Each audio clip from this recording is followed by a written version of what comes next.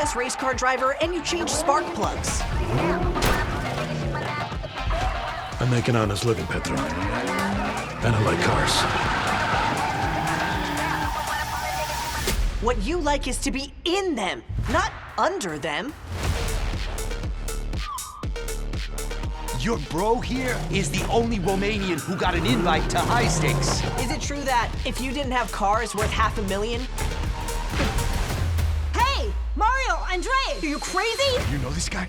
Are you up for a cross-city race with that beater? Walk. Or you already drunk and afraid you'll end up like your dad wrapped around a guardrail?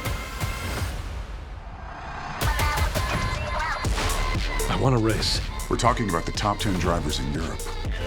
The winner takes 1 million euros plus the cars of all the other racers. Where are you going?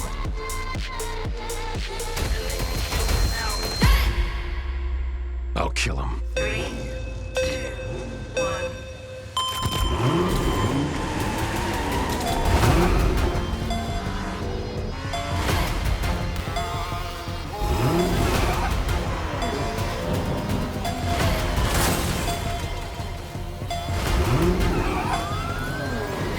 Don't you ever forget it for as long as you live.